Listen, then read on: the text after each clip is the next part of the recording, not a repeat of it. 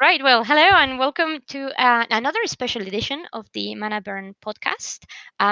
As every single time we do this, here is Alex with me. Hello. And today we have a special guest. His name is Rikki.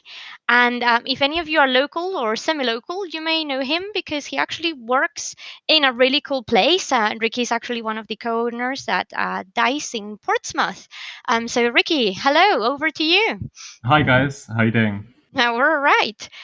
So, Rikki, one of the reasons why we wanted to bring you on board today was so you could tell us a bit more about your business, about how Dice came to life, how it's the gaming scene in Portsmouth, how things have been working for you guys, and yeah, how is the experience going so far? Because we recently did a review of your installations not too far ago. I believe it was in February.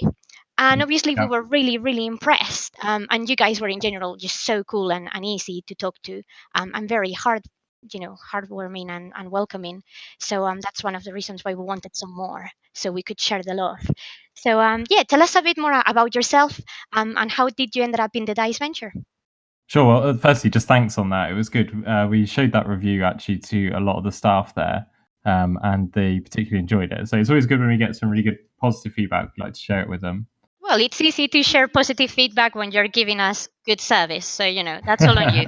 Yeah, we don't show them all the hate mails that we get. Or anything.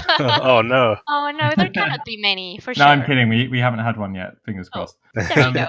Okay, so we started out a few years ago. It was basically a friend and I, Lee. We went to Drafts in London, which is a board game cafe there. Yep. Yeah. And I don't know if have you either of you in? Yeah, Yeah, we've we been both there. have. Yeah. Okay, cool. So we went there and we were just like really impressed with how it was essentially like a really cool space that felt like the kind of environment that you would go out anyway, regardless of the board games. Like it looks really good. They had decent food and drink options, all that kind of stuff.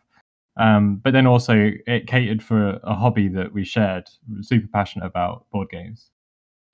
So we thought how cool this would be if we could open one near us. We then also met up with another group of two people that were trying to do the same. So we thought rather than trying to open two things that might compete with each other, we would join forces, if you like, and try and come Makes up with sense. something together.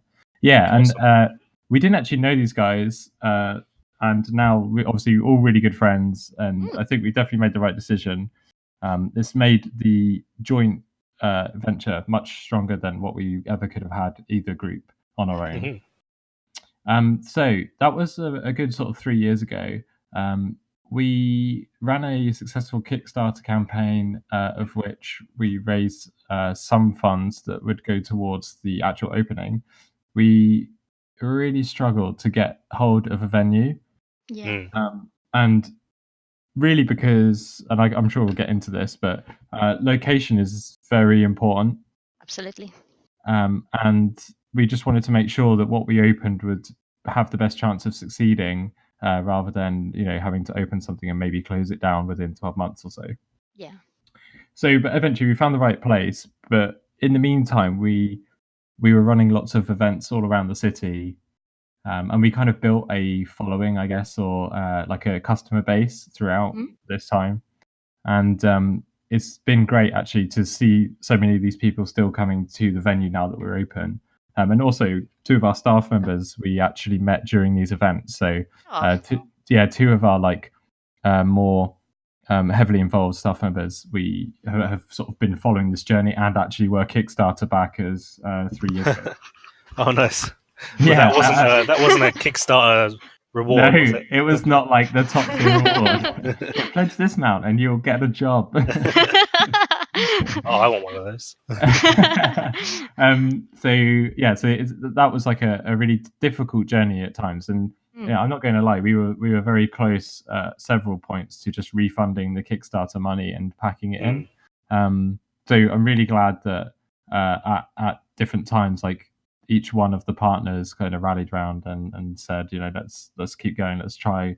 We each at times took on more responsibility when the other ones might have been struggling with other commitments and so on. So that was definitely one of the things that was valuable with the strength in numbers. Nice. So we opened our doors in October, and it's been going really well since then. It's been about 6 months. We are seeing lots and lots of regulars, but still lots and lots of new faces as well. And I did some sums recently for another piece of press that we were doing, and we calculated that we've had over 15,000 visitors since Wow, we've opened. that's Not really bad. good.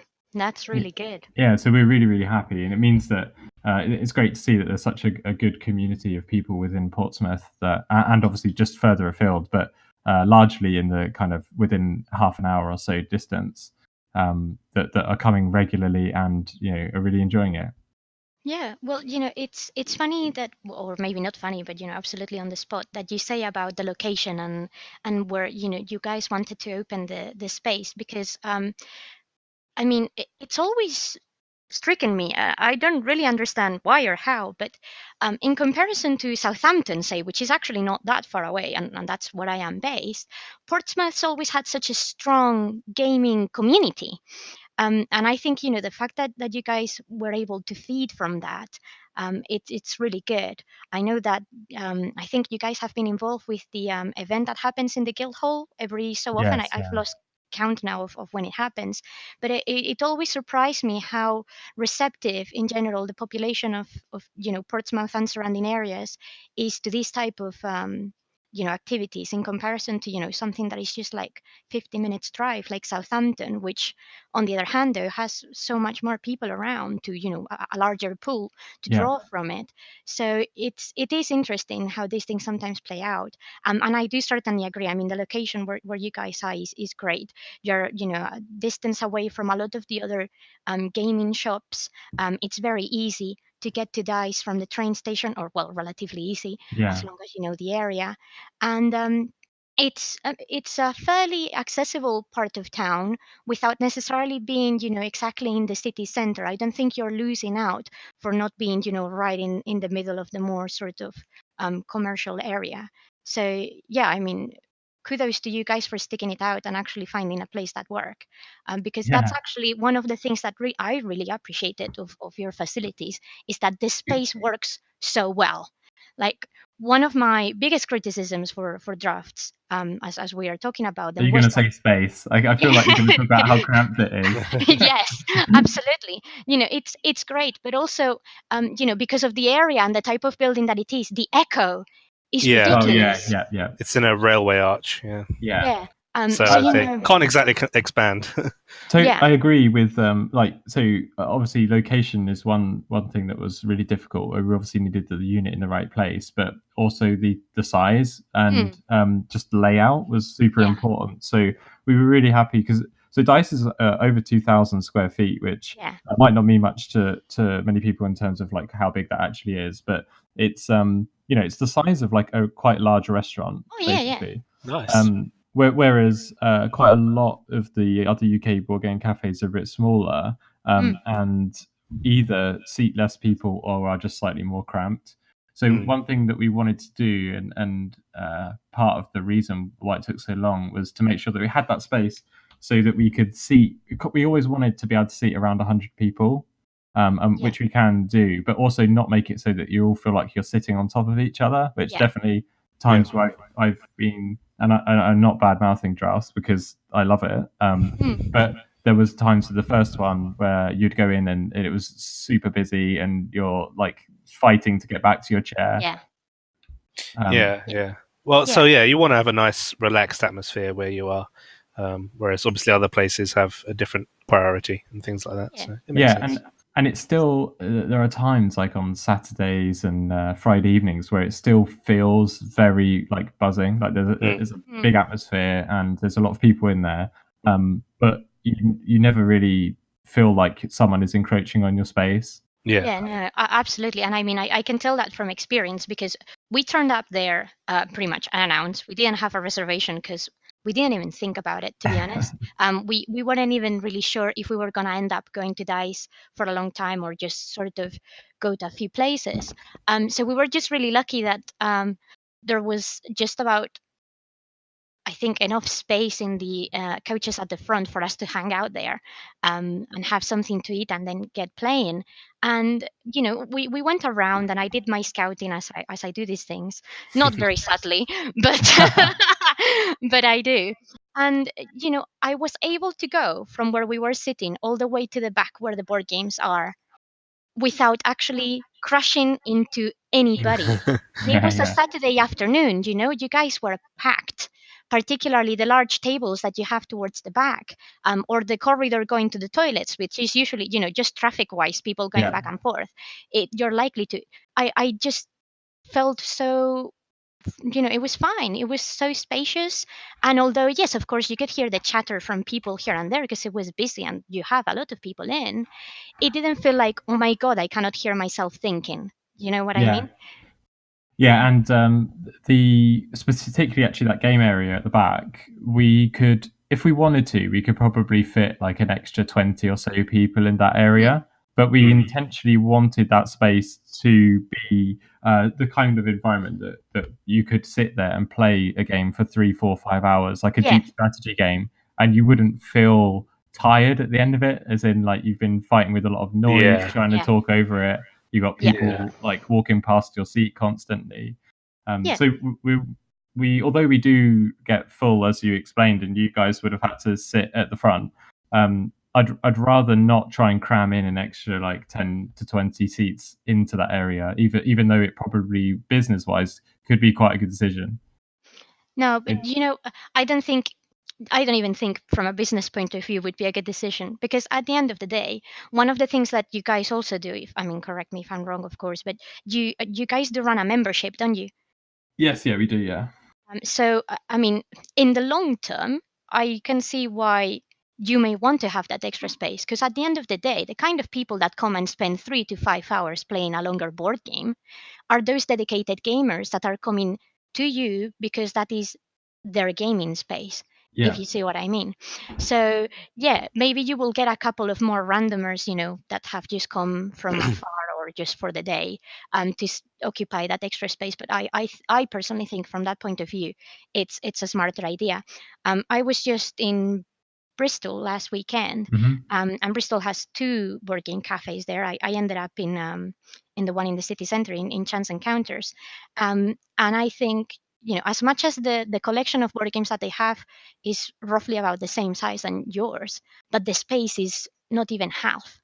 Um, and I mean, luckily, we played a couple of games that I was comfortable with and I knew from the back of my hand, so it didn't really feel like a struggle. But there were people around playing things like even just um, Jamatai, or I can't remember which one was the other one, but board games that don't take necessarily forever, but they will still take you what, a good hour and a Hmm. half. Um, and simply people going back and forth between them all the time. The game was completely interrupted, and at least for someone like me, that would be very off-putting. I don't think I would be able to drag myself through the entire game at all. Yeah, and I guess learning a new game Yeah, in somewhere that's too cramped would be quite tricky. So Yeah, yeah, the real difficult thing is if you're going to a cafe that has like game gurus or whatever equivalent they call them, but yeah, people that teach you how to play games. yeah, If you're going to one of those, like it's really important to have space for that person to move around the exactly. table, and it doesn't feel like they're kind of having to squash in, lean over Yeah, you, and so that's one of the benefits definitely of having a big space and a lot of room around the tables. yeah. that makes sense.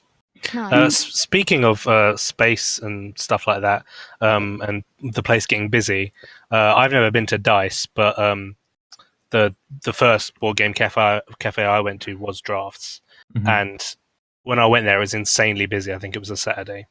But that was kind of almost a good thing because it meant that we kind of had to share a table with people and we got playing together. Yeah, that's Um, good. Whereas with other places I've been, sometimes it can be hard to actually meet new people and play. It's more geared up to just you and your friends playing together. Yeah, So, but I and saw that you've got some sort of way to get people to meet up and play games yeah, together. so one thing that we really want to implement is a traffic light system, which we haven't Yes. done yet, but we are going to do it, I think, given Mm. how the feedback and things that we're seeing. But essentially, whereby you can kind of highlight if your table is one that you're happy to accept new people to join. So you maybe would get like a green dice, let's say big green foam dice, right? Let's keep it branded. Cool. And then if someone comes in and they're like a 1 or a 2, and they can see that there's 2 of you on this table and you're willing to accept more players, then you can join. You could also do like an amber dice, whereby you're willing for people to join, but only if they know the rules, maybe. That makes sense. There's all kind of things that we were toying with that. But in the meantime, we do like quite a lot of events that are either focused, so they're like D&D or role-playing nights, whereby they are kind of drop in, and we have made like a lot of interesting groups of people playing. So it's so good when you see someone that has offered to DM, and then there's like 3 or 4 different groups of friends that then come and join that person's group. That's awesome. So we've got like a lot of these groups now that have continued and are maybe on their like 5th or 6th sessions. And wow, great. It's kind of great to see that, because these are people that didn't know each other before, and now they're meeting up every week to play D&D or something. So it's really cool. The other one is we work with a board game society called Portsmouth on Board, which is there's one in Southampton as well, Southampton on Board. And that is a really great group that we will point people to if they contact us and say, hey, I've just moved to the area, I want to play some board games, but I don't have any friends that play board games here. So we'll always say, come down every other Wednesday, and we'll get you playing some games with some other people. So they're like our main outlets at the moment for that type of thing. Yeah. And it's one of the things that we're most excited when we see groups of people that haven't known each other before, and then they're bonding over like a shared hobby that we're all really passionate about. It's a great way to meet people when, if you've got especially a spacious place and where people can meet for the first time, play games together. It's good to take advantage of that rather than just everyone sitting on their own and amongst their own friends, Yeah. It's good. And it's like kind of closely tied to that. So that's one thing that we really like to do, is to be able to try and push people to play like maybe larger games and meet new people, because like, just let's face it, it's just like a hobby that is better shared when you've got like 4 or 6. Like, it opens up a lot of options in terms of games. The other thing that we're really trying to do is to like convert people into the hobby. So we have a dedicated area that is of games that is kind of allocated to those that maybe have only heard of Monopoly, Scrabble, and Risk. Yeah. And it's really important to like not like alienate that group, because first of all, from a business perspective, like that's a huge percentage of the population. But also, like, that's how everybody started. Exactly. Yeah. Like, at some point, you only ever had played like a Game of Life or something, or maybe you played a card game or some computer games, and they're kind of hobbies that are like adjacent but not the same. Yeah. And so being able to try and convert those type of people into people that have maybe their own board game collection, or they come down for the society nights, that's like really important, not only to keep the business going, but really important to just grow the hobby. It makes sense. Board games and role-playing games as well is definitely a hobby that really benefits from having people to learn from and play with, because I never got into board games at all until I went to university and met lots of other people that knew all about it, such as Lily. So yeah, that definitely helps.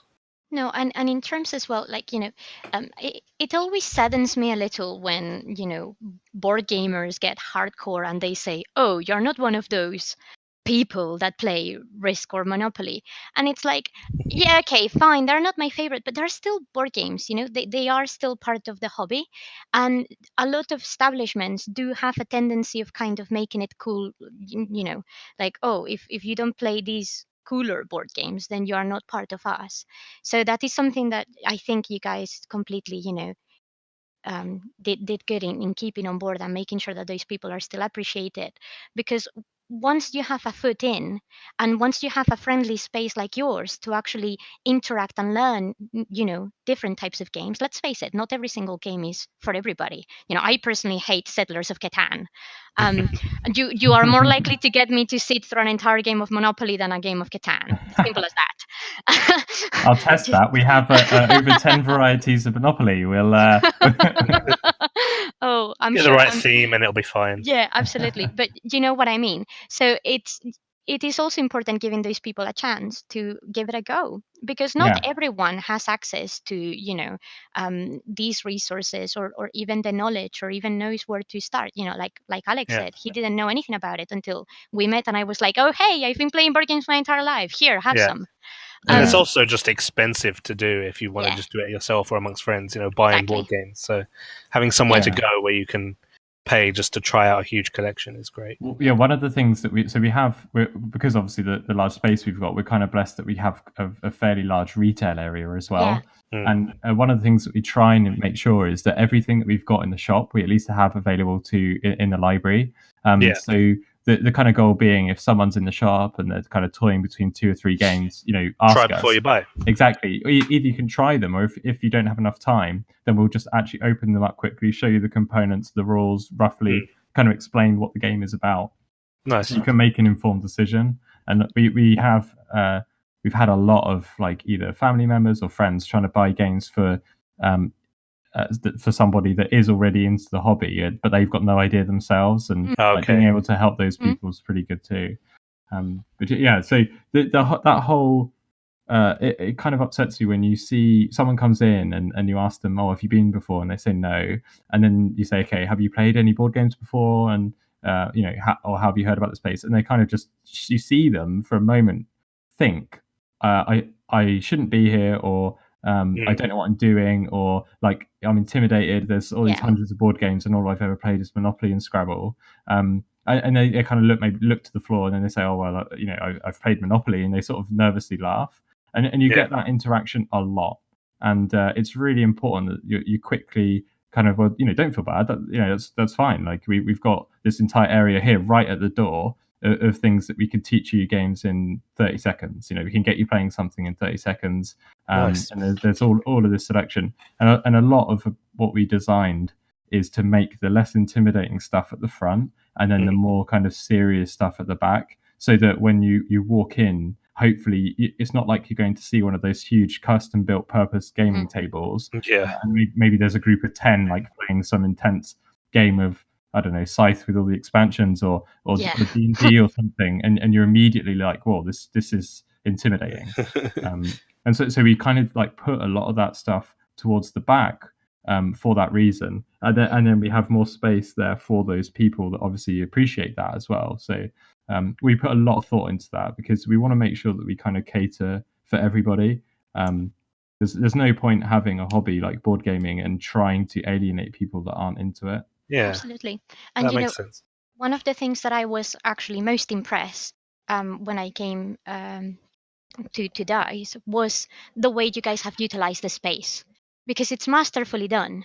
Like you said, you come in and it's not intimidating, it's inviting. You don't see lots of people around you playing whatever they're playing, and you see a space with people laughing and having conversations, and there are some board games involved. And then the retail area is, I think it's just about the right size. It's not huge, so it doesn't get in the way, but it's big enough that you have really good stock. I mean, you're better stock there than in some places that really should have their game up. You know what I mean? And the fact that the things that you have in the shop are things that you can try was certainly one of the things that got me immediately, because I was like, great, this is what I want. If I come here and I want to play a board game that I don't know about and I want to take it home, I want to be able to take it home within reason. Of course, you cannot stock Yeah, every yeah. single game that you have in the collection. That would be a completely different type of business. But you have given that option to the players, that they can come and try that and actually start building their own hobby with your support. And that's Mhm. something that is difficult to find as well, because not everybody is going to be able to tell a new player, oh, you should try this board game, or you should try this other board game. And it's difficult sometimes to decide to invest money in a board game if you don't really know what you're getting. Yeah. So in that regards, that was something that I really appreciated. And then the other thing that I really like is that the bar and the ordering area is kind of in the center of it, but also towards the back. So even if you're trying to go there to grab a drink or anything else, It's still visible, it's not really getting in the way, but it is accessible and friendly. Everyone over there is always willing to give you a hand no matter what you need, even if it doesn't have to do with anything that has to do with the bar. So the space is just, I think it really works very well. So yeah, I think 100% you did the right thing in there. And then the one thing I was actually really curious to find out about, because obviously I didn't have a chance to utilize it, is how does the room that you guys have set aside for RPGs work, like in comparison to the other tables? Like, do you get Yeah. just as much use of it, or So are people a bit more reticent? yeah, so we have like a booth area at the back that there's a quite a large. It's kind of a weird shape. It's not quite an oval, not quite a circle. Mm, But we have this kind of large table that sits around there, and it's got kind of 180-degree seating all the way around the table for yeah. the booth, and then on the other side it's got chairs. That area is one that we originally thought would be the best for D&D role playing and so on, just because it's kind of enclosed a bit more. It's Yeah. not got its Yeah. own door or anything, but it's just it just blocks out quite a lot of the noise because you Yeah. kind of feel like you're in a booth. And it gets used quite a lot, especially on the Tuesday nights when we do the role playing. It's always in use for role playing groups. But we found that actually quite a lot of the three big gaming tables that we've got at the back, people like to use those as well, because we have like the I don't know, the kind of modular elements to it. So it's got drink holders and Yes. character sheet holders and a big DM screen that the DM can put on, and it's Yep. just like really Nice. imposing at the end of the table. They put this giant. It looks like the equivalent of like three small computer monitors. That go up.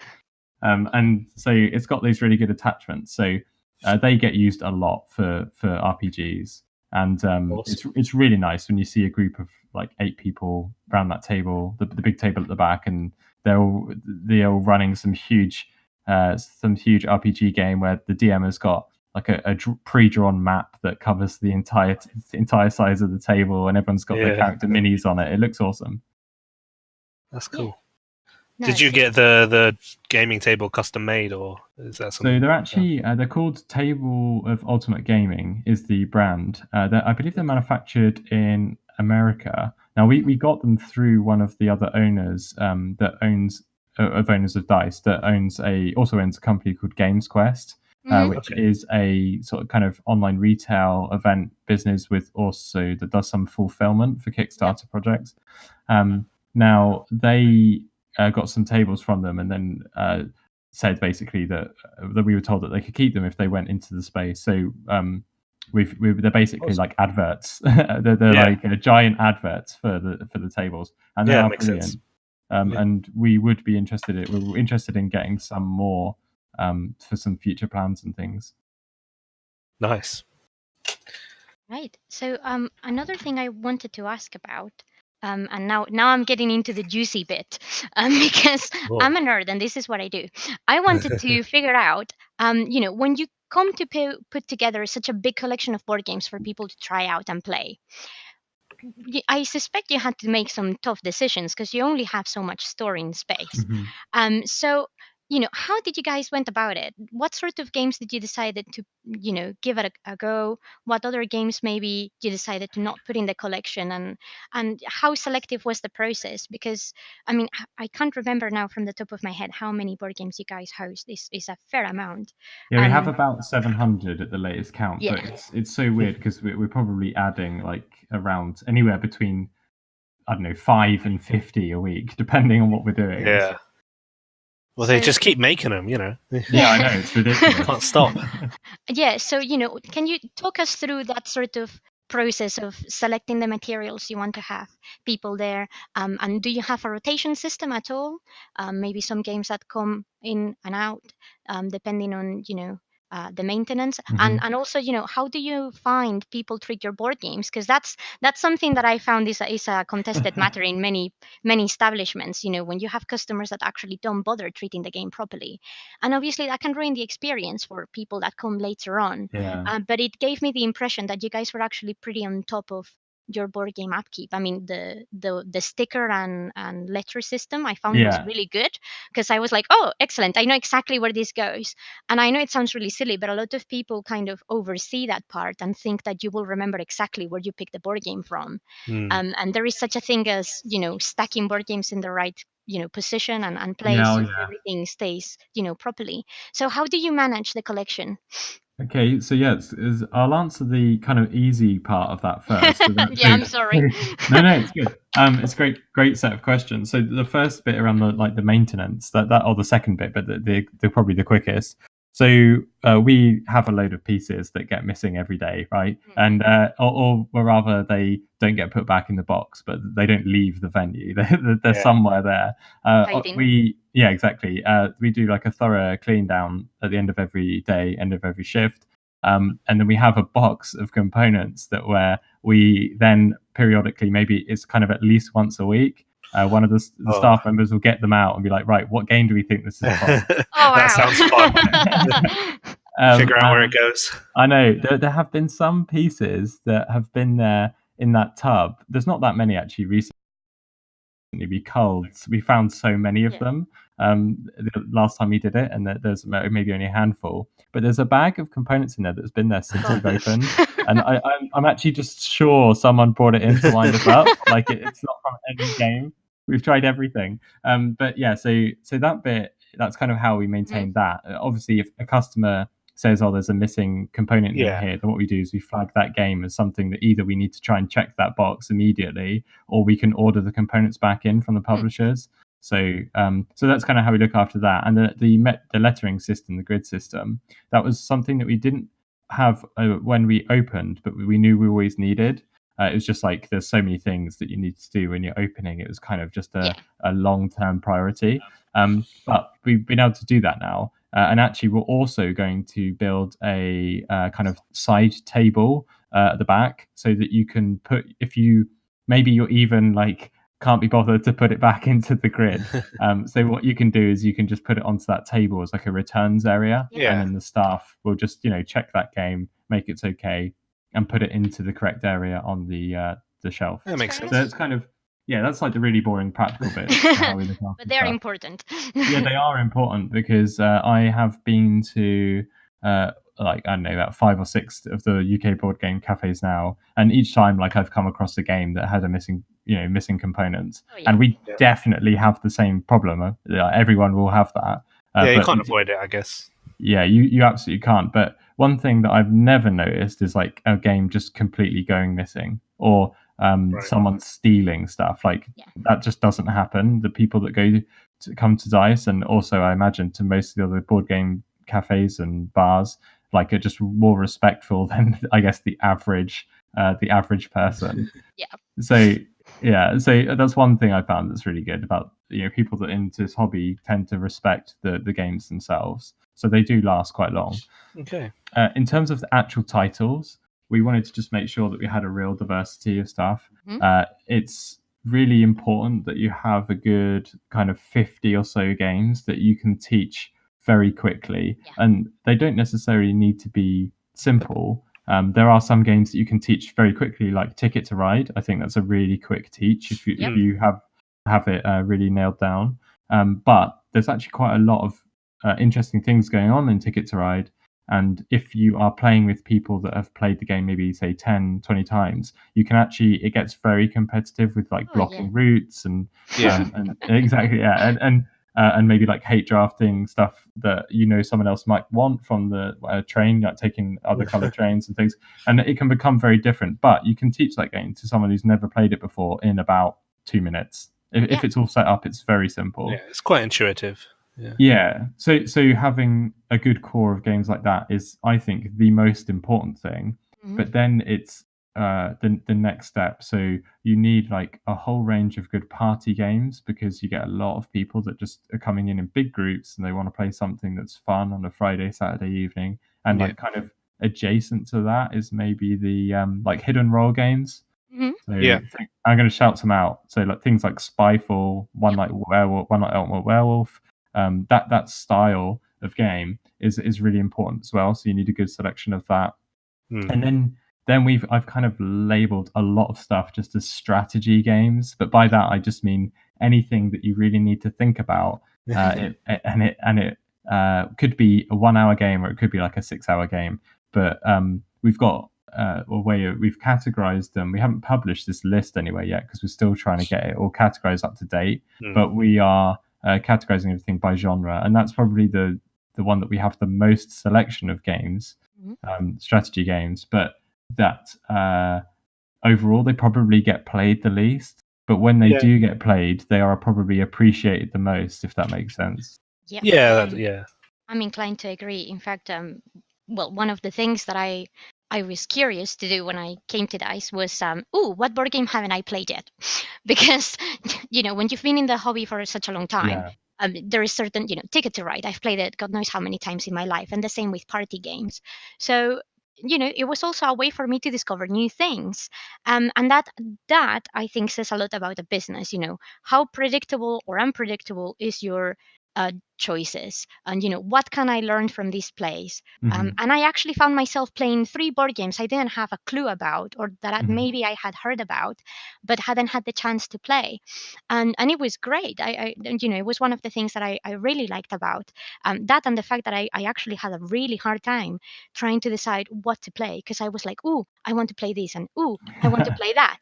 So I was kind of that's the reason why I was wondering, how did you guys choose? Because I've been to a fair few board game cafes, not just in the UK, but abroad as well. And I didn't always find myself in that situation of, oh, I don't know what to play because there is too much choice, but rather, I guess I will make do with the things I'm kind of interested in, if you see what I mean. And so we had some really obscure stuff, and a part of that has come from that connection with Games Quest, where they've done a lot of fulfillment for kind of Kickstarter exclusive titles, and we've been able to secure like demo copies essentially. So for the last sort of 3 years, this chap has been kind of saying, "Hey, we're opening this board game cafe. Would you be able to donate a copy so that we can have it in the library?" And so we've got a lot of kind of weird titles. I say weird; it's just like ones that you don't see many places, or they're not even in print anymore because they were only like Kickstarter one-offs. That's So awesome. we've got a lot of that, and I'm still working my way actually through a lot of the collection. So I go there quite regularly on a Thursday evening with some of the other staff members and just some other friends, and we're trying to like slowly work our way through everything. And every time, in fact, we get more games in at a quicker rate than we can play them. So I think it's a fruitless task. Like I'll never get to the end of that pile. No. Yeah. But then, so another thing is, we did these events for sort of 2.5, 3 years before we opened, and we learned a lot there about what kind of games to keep in a collection, and from what is played most at these events was then what we hoped would be the same in the cafe or the lounge when we opened it. So things we learned a lot about. What games can you teach within 5 minutes, but that will keep people interested for an hour? And things like Machikoru was one that we used to teach a lot. I don't know if you've played that, or if I I'm love butchering the Machikoru. name. Yep. Yeah, It's great. so that with expansions was probably the most popular game that we had at our events. So we need to make sure that we've got at least one copy of the expansions with the expansions in, and then the new version like in the library. Things like Splendor, they get played a lot in the events as well. And then we thought, okay, so we need to make sure that we've got at least 2-3 copies of that. But then you've got to, whenever something that is released that has like a huge buzz around it, you've got to make sure that you have at least one copy. And I'm a bit disappointed that we've taken so long to get Wingspan, which is one that everybody is talking about at the moment. And we've got a load of copies of that coming actually next month. Okay. So yeah, it's one of those weird things that you spend a lot of effort and time and money trying to get the new games in that everybody is like desiring. But that, I don't know, 80% of your customers don't care for at all, because they just know, most people don't know what Wingspan is, or Spirit Island. I don't know if you've heard of that one either. I haven't. Lily's Okay. probably heard of all of Sorry. these. I haven't. Yeah, so Spirit Island was probably, I guess, about 6 months ago. The buzz started for that. Since and- like just before Christmas, something like that. Yeah. Yeah, and people kept asking us on Facebook, like, when are you getting this in? How many copies can you get? And we got a few in, and then they just sold immediately, and we put one in the library. Things like that, it's really important that you stay on top of. And yeah, I mean, it's kind of we're blessed, I guess, that we've got quite a lot of staff that are passionate about games as well. So a lot of the staff will say, "Hey, we haven't got this in, and I think we need to get it." And we kind of have developed the collection from that, and our own personal collections. Like, I donated most of my games to the library. Oh, wow. Yeah, as did the other owners. So a lot of it were like, I see, it's kind of funny when you see your own collection. Like, I know that's my copy of Evolution that is in there, and it's been played for like the 30th time or whatever. Oh, nice. Yeah, so it's kind of good in that way too. You know, it's nice to see these games getting played rather than sitting on my shelves collecting dust. Absolutely. Yeah. Yeah, and I think it's good as well. Like you were just mentioning about the staff. Now, this is something that I've always find it can be either one way or the other. You either get people who are working in places like this who are completely invested, and they are the right type of person to have in that place. People that if you say, "Oh, could you learn this game tomorrow so you can teach people," or stuff like that, will be definitely on it, and they will be giving you feedback about what works and what doesn't. And then people who kind of just are there getting by knowing a few board games and actually not being able to contribute that much. And it does, or at least it did seem to me that in general, the crew, everyone that was there, they didn't know what they were doing. I could come with any queries about any of the games that I wanted to have a look at, and someone would be able to help me.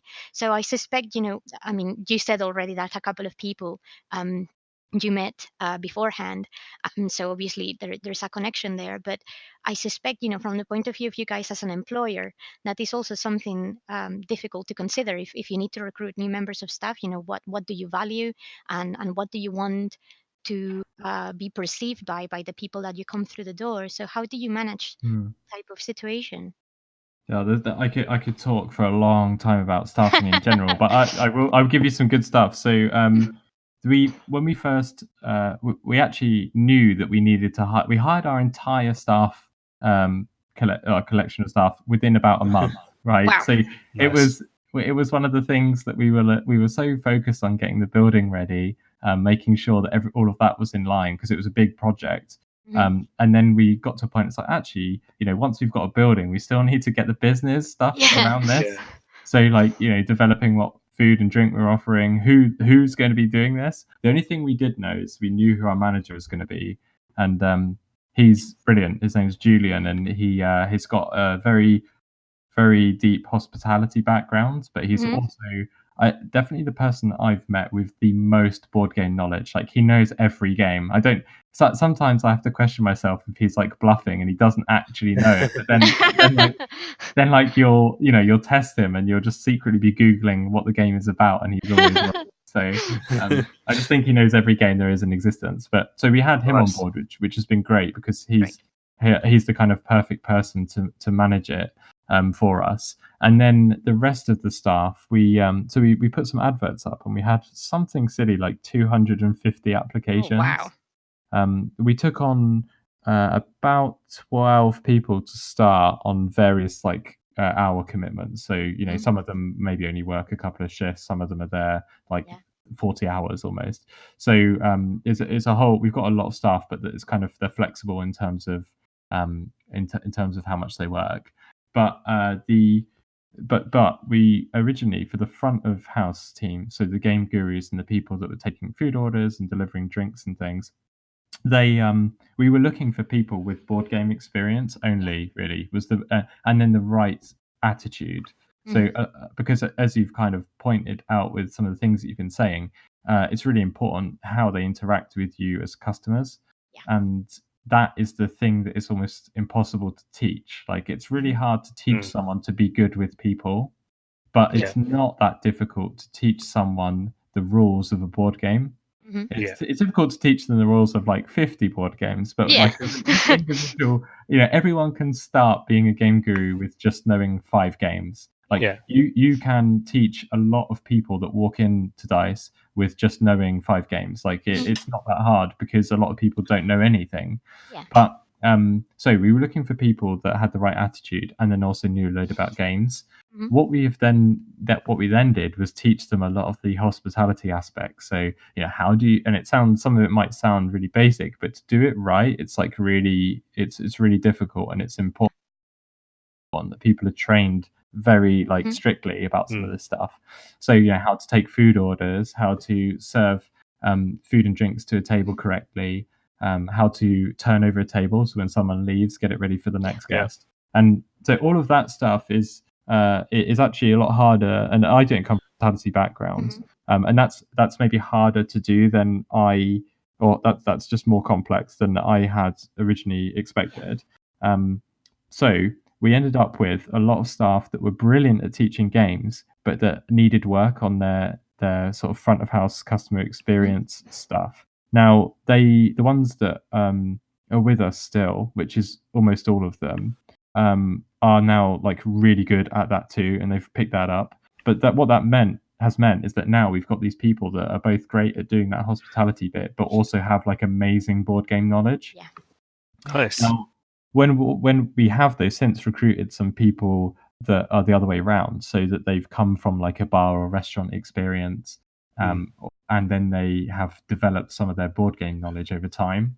And it's also really good to see these people able to now teach, say, 50 games. And so that's something that we are kind of just playing with still, like where's the right balance of experience, because you're not going to find the perfect person that has like the same board game knowledge that like we might have, but that also has managed or run like busy floors in restaurants. I suppose a mix of backgrounds is useful because they can learn from each other. Yeah, exactly, and that's been good as well. Actually, you see sometimes the staff will come in together, and it might be that even the ones that have got like a lot of board game knowledge, they'll come in and they'll teach each other games. Yeah. And when it's quiet, and sometimes it is quiet in the day, you will see the gurus, if there's like nothing to tend to on their tables, they'll be opening up a game and they're starting to just read through the rules and learn how to play, just to make sure that they're always like working on that knowledge. Yeah. Nice. It's kind of like homework. Yeah. It's a great type of homework. Yeah, and obviously, like, it's the type of thing, as someone that's into the hobby, you would just love, like, getting to play, like, to just pick out of 700 games or so, and then pick one and learn how to play it. And we allow staff to take like a game home as well, kind of like a library. So they can take a game home for the weekend, play it, and then bring it back, and then that's another way for them to develop their knowledge. Absolutely. That's cool.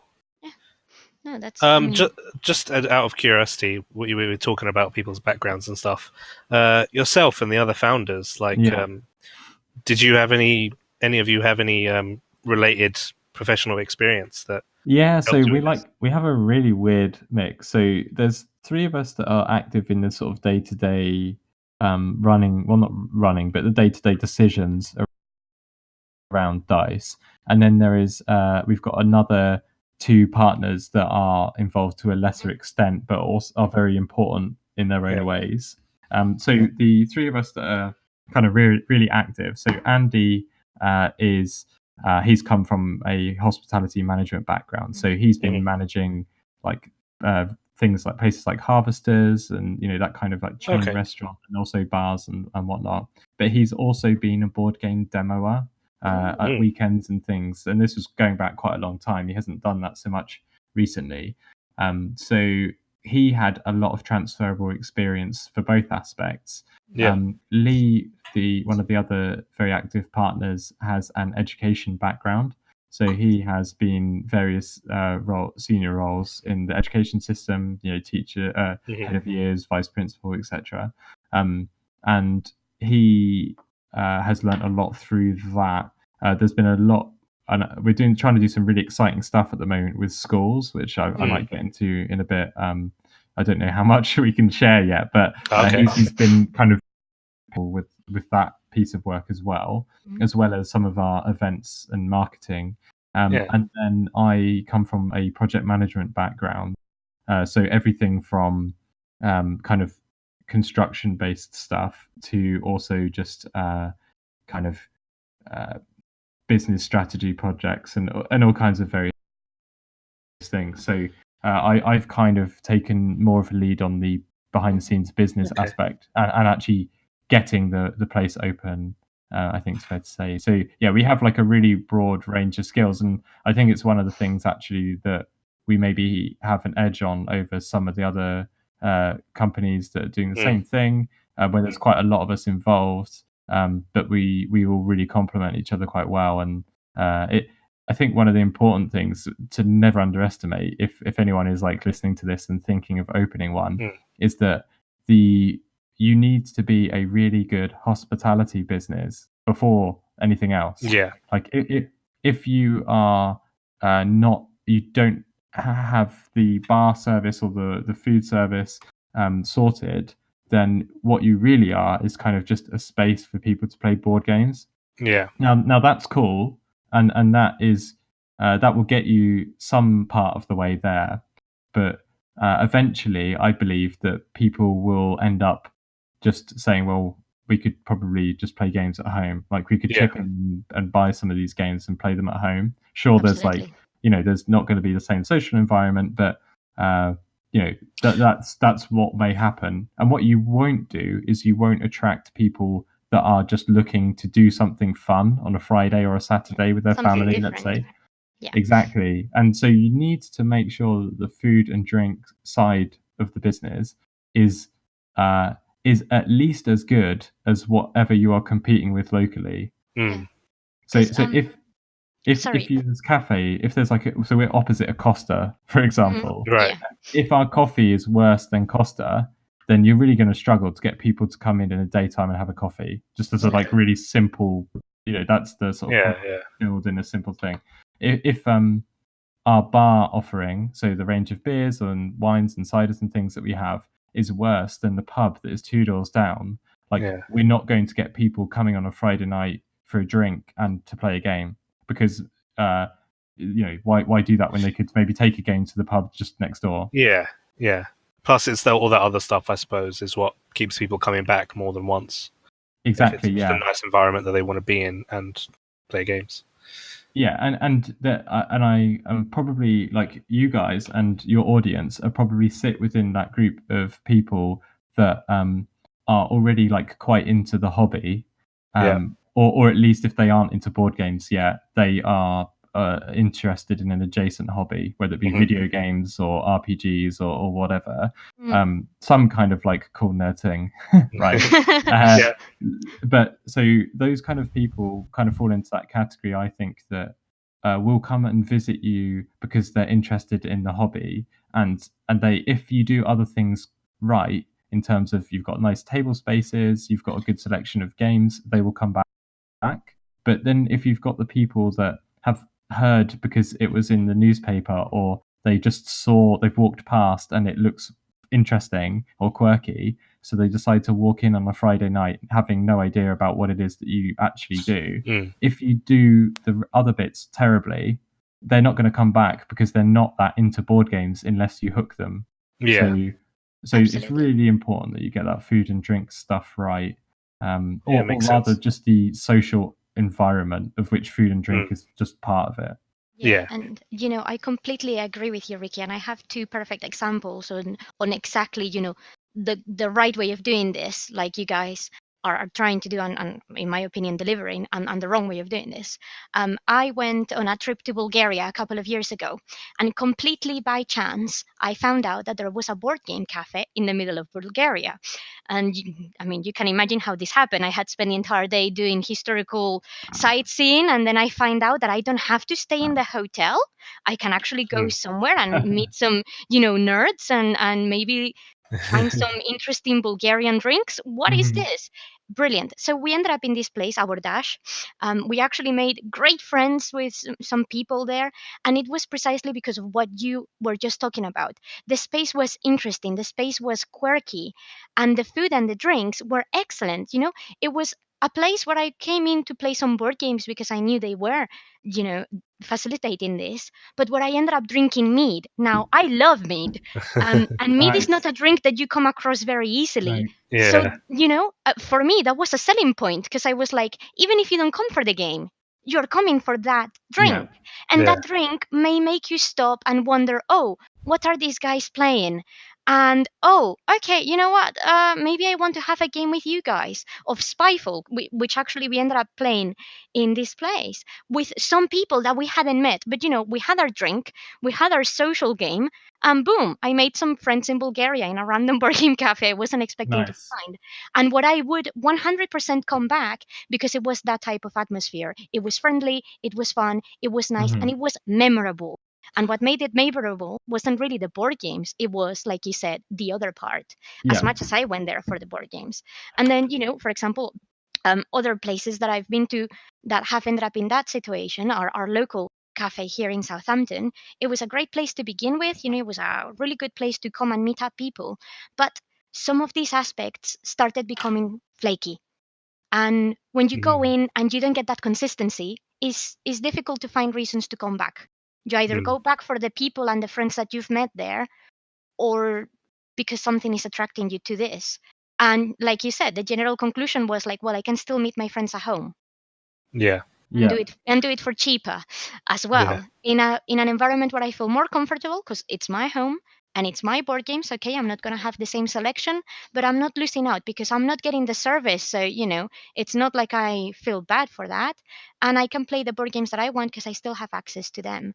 So yes, if you cannot get that right, if you cannot make the business work at that very basic level, it's simply just I suspect a money pit because you're just Yeah. going into invest a lot of money and facilities into a hobby that is expensive because board gaming is expensive to a certain degree.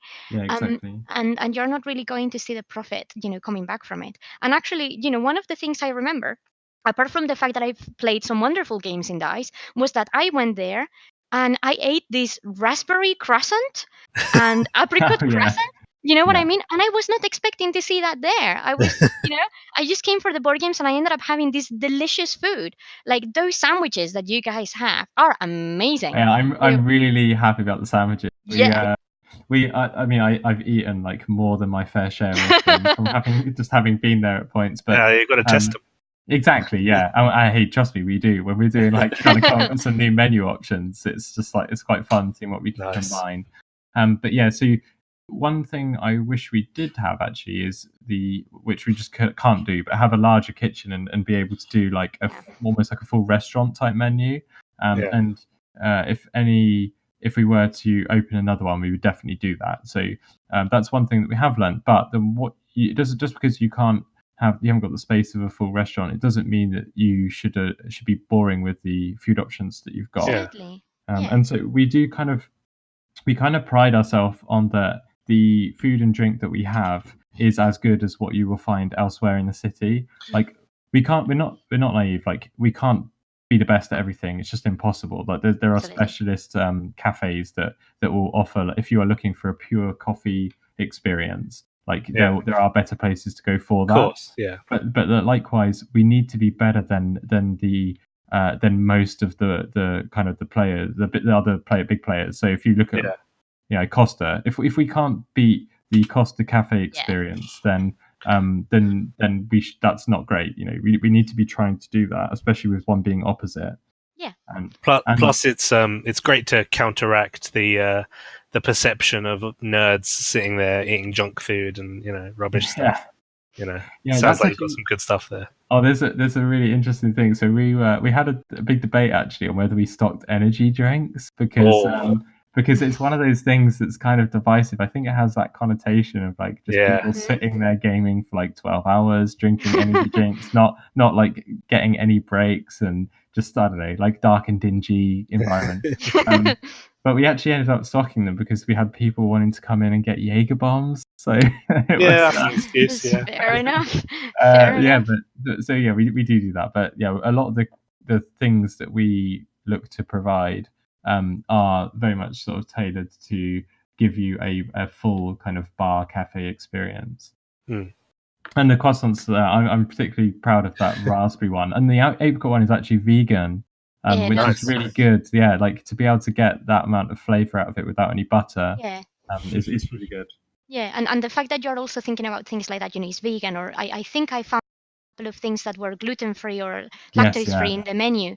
And you don't have to care about things like this. At the end of the day, like you said, you cannot compete against everybody.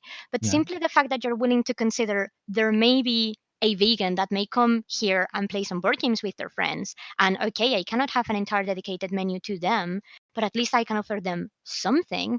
It counts, because I think in that way, and this is one of the things that strikes me most, is at the core of your business idea is inclusion.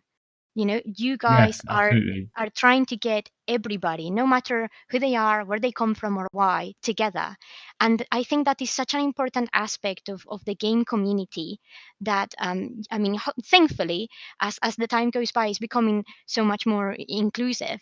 Mm. But it is nice knowing that the people that are actually delivering the services have that at their core, and as part of their values. Because at the end of the day, we're all into this to have fun and make friends. Yeah, And everyone needs and deserves that opportunity. So I was really pleased to see that amount of detail. You clearly had thought about all of these things, and to me, that made me feel, what, this is somewhere I want to come back.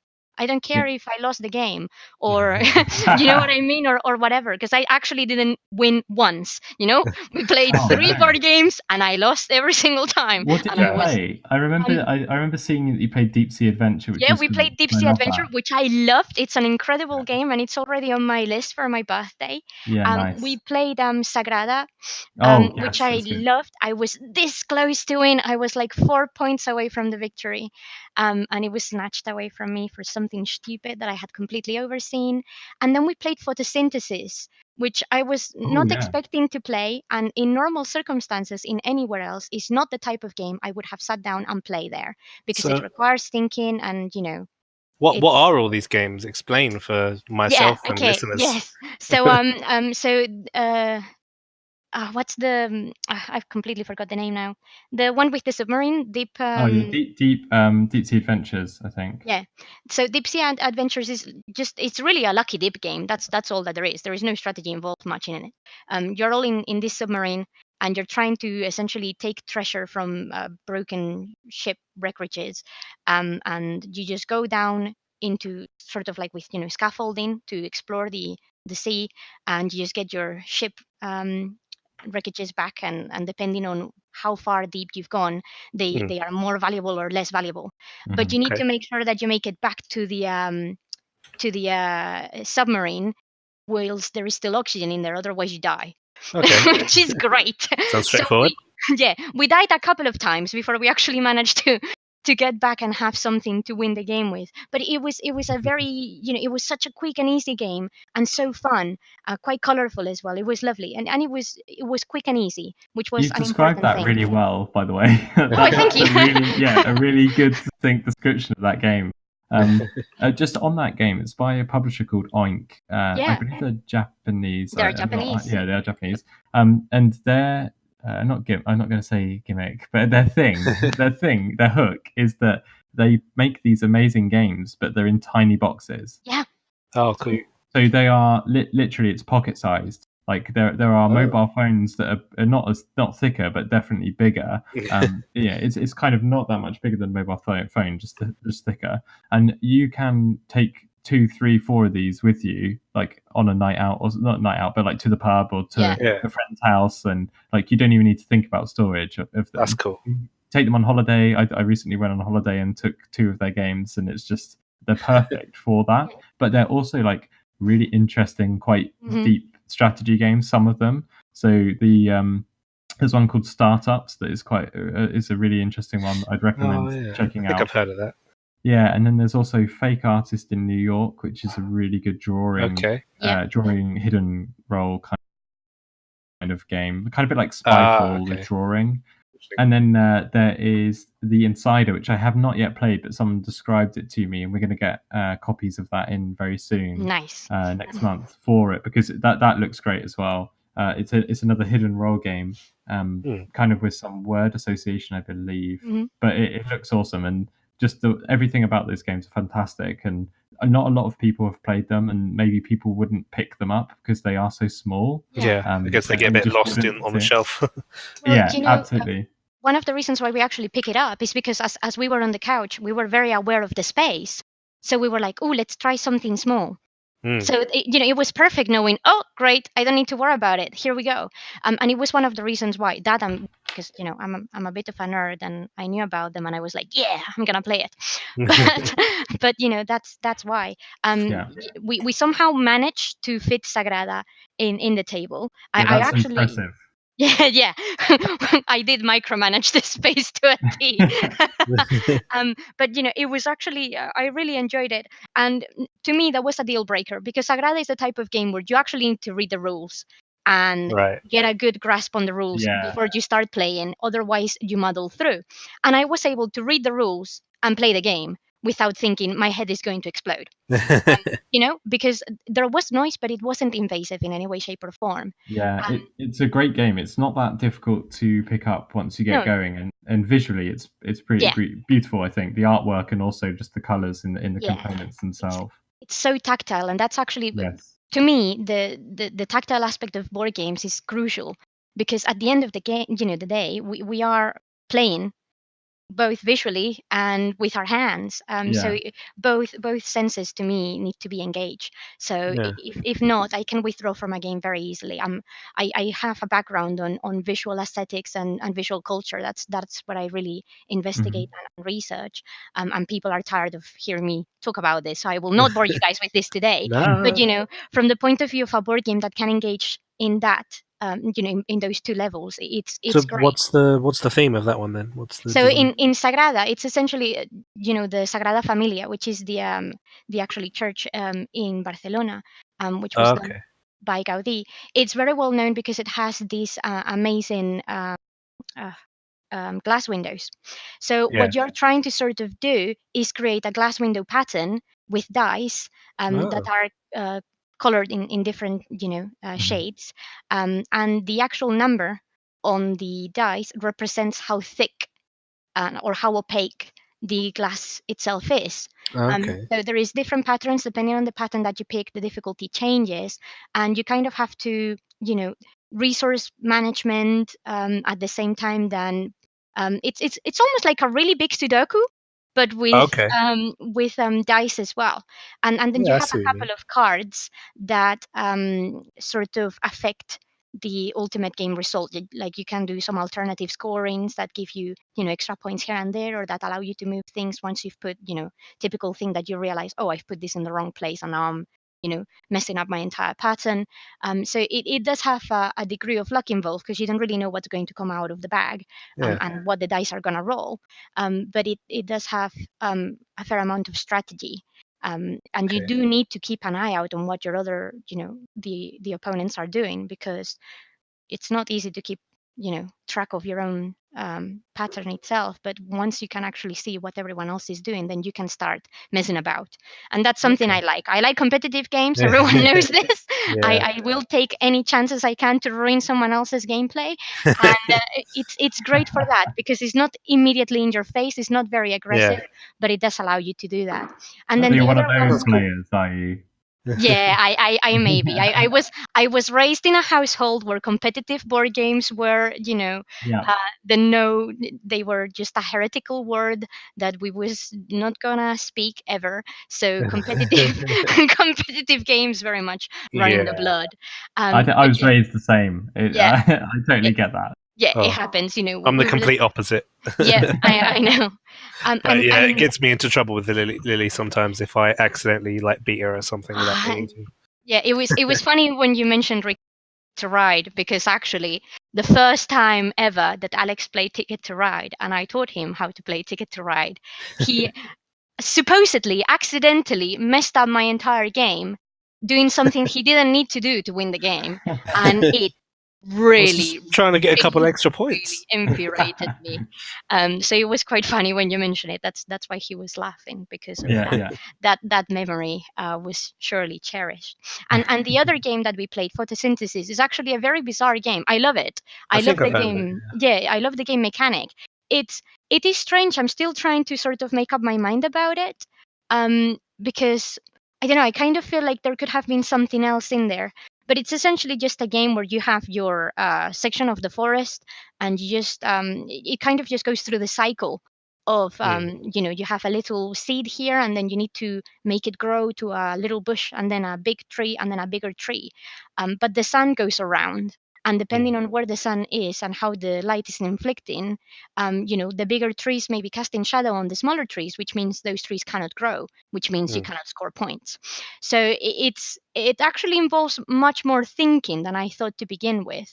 But again, one of the reasons why I loved it is because from an aesthetic point of view and from a tactile point of view, it's great, because you have Yeah. these trees, and Yeah. you need to locate them and move them and make them bigger and smaller, and so it was fantastic. Yeah. Actually, that's really interesting. You've picked probably two of the most visual games that we have, or just in existence, like Sagrada and Photosynthesis. They're kind of the ones that you'll see. Someone's playing them, and then people walk past and they crane their neck, and they're like, "Oh, what's that person playing? That looks cool." Like Yeah. that happens so much with those games, and the fact that you've picked two maybe is kind of telling us a little bit about you. I'm assuming that maybe you were involved with the selecting of those. Well, I mean, they were amongst a fair few others. There were a few others that we wanted to play, but Yeah. time as well. We were a bit sort of I cautious mean, about it. you did well to play those three Oh, in one visit. That's pretty great. yeah, no, I take this very seriously, Rikki. I don't mess about. Very efficient. Yeah, I can tell. The one, can I make a quick recommendation Of course. for you based on what you just said? So, have you played I Everdell? know, but Everdell was actually the other game that I had waiting, and I was like, I really Okay. want to, but I don't know if I have time. If So you what's come that? back, make sure that you play it. So it's basically so I'm going to use the phrase worker placement. Do you know, Yep. Alex? Do you know Yeah. what that means? Yeah. Okay, cool. Just for anyone that's listening that doesn't, you have little figurines, and you place them on an area of the board, and then it triggers something. So they collect some resources for you, or they build something, and you call that genre of game worker placement. You're placing your workers, and they do something. You've got to be inclusive. you got to for people that don't know. So it's a worker placement game, but the theme is that you are forest creatures, and you've just come out of winter, and what you're trying to do is to build your settlement or your area of the forest up as best as you can in readiness for the next winter. So you go through these phases where you're placing your characters to gain resources like wood, stone, or resin, or berries, and then you're using those to then build buildings or recruit critters to live in your town or village or whatever the term you want to use. And then they're worth various victory points. But the buildings and critters have got like these really cool abilities that either trigger maybe when you buy them or when you move to a new season. So the game progresses through seasons. And then, but the thing about it is, it has this giant tree that sits at one side of the board, and it's actually a three-dimensional tree with two tiers. Oh, And wow. you place things on them. So one of them is like a scoring level, and it has these extra bonus things that you should be trying to work towards to get some extra points. And then the top tier has your actual workers. So as you move from one season to the other, you get extra workers, and that's to kind of mimic your community building, like growing. So it has this amazing tree that just captures people's eyes very, very quickly. And then you also have like just the most gorgeous artwork. So it's in this. It's kind of like animals of farthing wood. Which, if you don't know what that is, I'm sorry, but just you can Google it. I'll put some pictures up in the YouTube video that we do. Yeah, definitely put some pictures just of Everdell up. Actually, it's absolutely gorgeous. But then my favorite thing about it is the tactile experience of the components. Yeah. So it has 4 different resources, and so the little pebbles or the stones actually look like pebbles, and they're shiny and grey, and they're in like a weird shape. And then you've got logs, like mini Nice. logs that are they're like little plastic logs, but the detailing on them is exceptional. You've got squidgy berries, like the berries actually feel like Oh, jelly nice. almost. And then you have the resin, which is kind of like see-through, jagged Okay. shards of plastic. But the just components feel fantastic. That sounds and really good. It's also just like Yeah. it's a really good game. Yeah. Like it's got loads of strategy to it. I but, like the theme of it. I like a Yeah. game where you can sort of make a story out of it as well. Yeah, and there is actually in the rulebook like a bit of scene setting at the start. There is a story. There's like a solo mode that you can play through as well. Oh, cool. But I haven't tried that. But I've played it with 2, 3, and 4 players, and it's brilliant in every variety. But yeah, it's very very good. Quite a new game, and just one that I'm really into at the moment. Yeah. Well, that sounds really good. I'll have to come by and try it.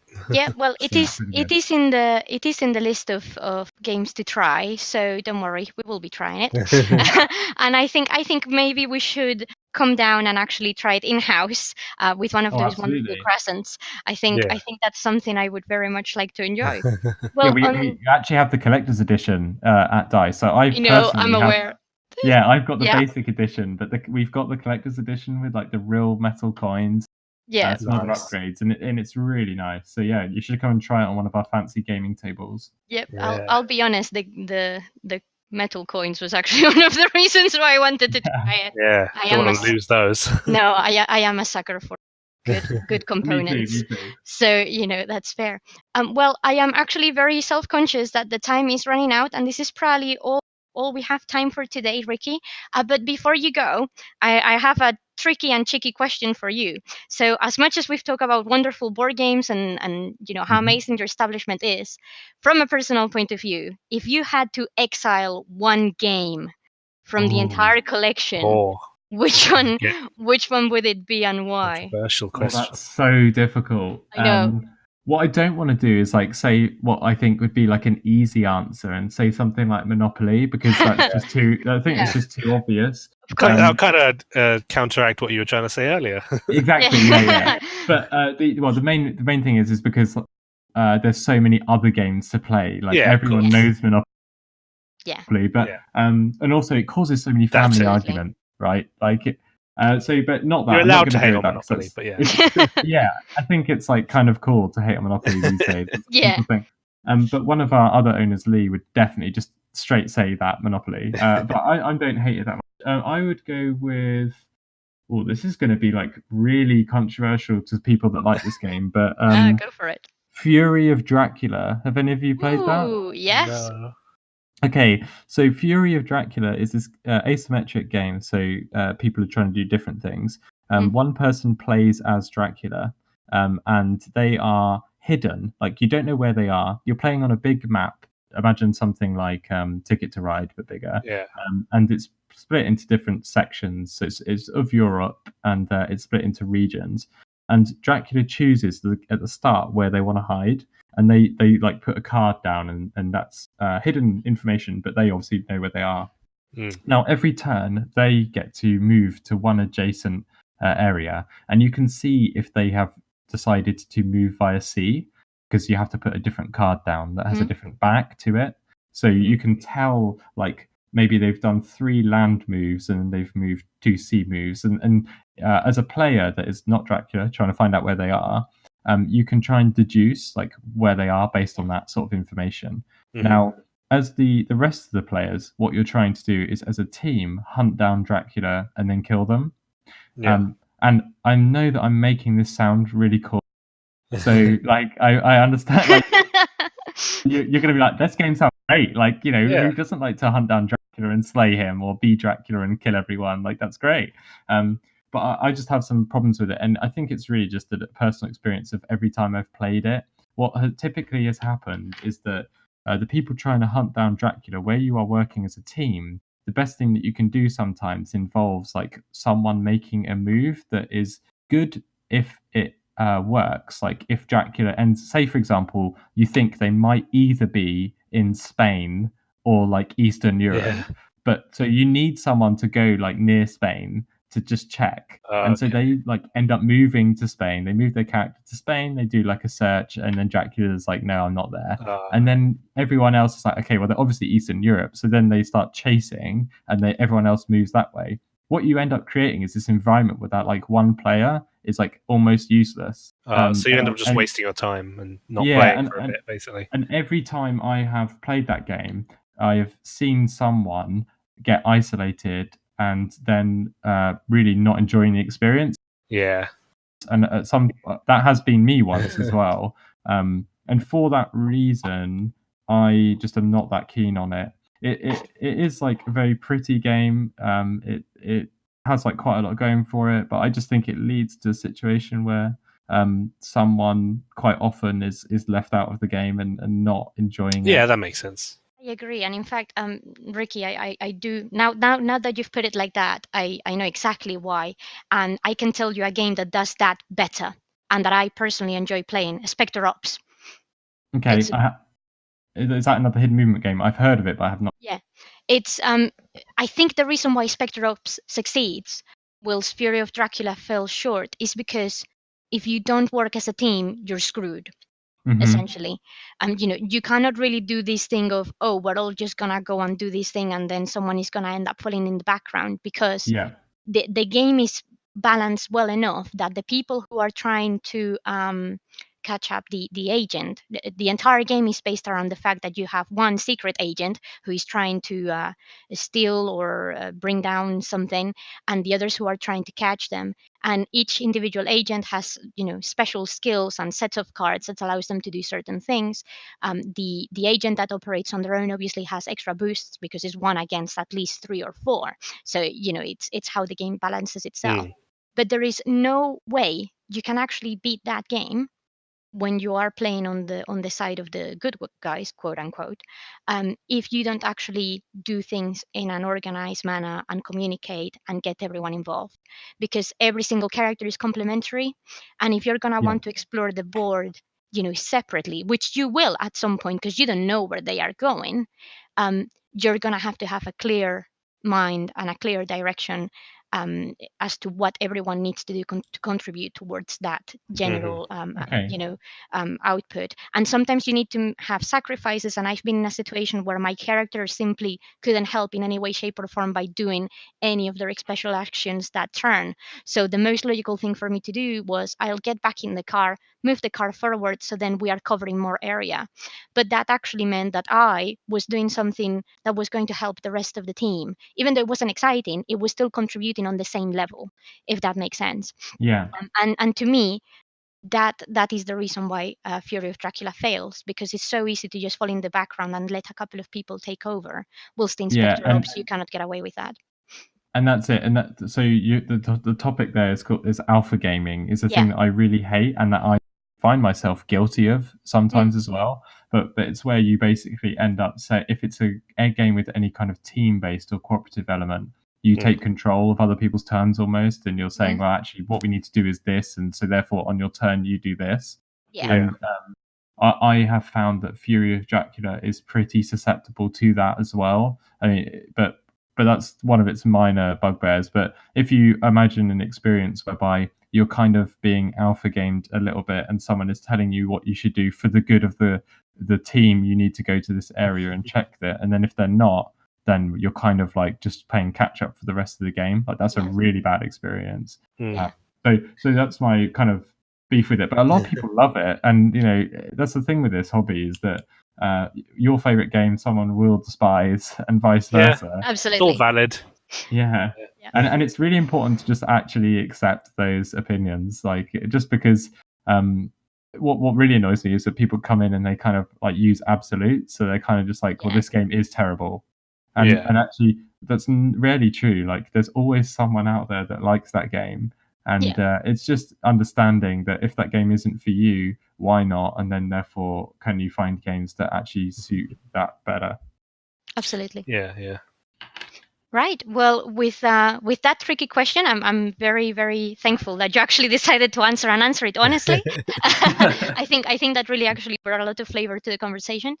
So with that in mind, we would like to thank you, Rikki, for coming on board and actually taking a chance on us and talking to us again, Yeah. and for sharing what you guys are doing in Portsmouth, because I think it's truly wonderful. Like like I said in the review, and I'll say it again. I genuinely think you guys are really at the top of the game, certainly in the UK, and from my limited experience abroad, you're certainly up there as well. So you're really an inspirational, institution for Yeah. everyone out there. And I'm really happy that you're bringing the community together in the way that you're doing it, which is, like I said, from a very inclusive perspective. So everyone that is out there and that is listening and that happens to be down in Portsmouth or wants to do something different with their weekend, go down to Dice. Make sure you book. Do not be a noob like myself. Make sure Okay. you book a table and have a wonderful time, because these guys will really take care of you. And It sounds great. You've really sold me on it. yeah, there Yeah, you I hope to go. see you there soon. Yeah. Excellent. So thank you so much, Rikki. And this is all from us Thanks, tonight. guys. Thank you. Bye. Bye. Bye bye.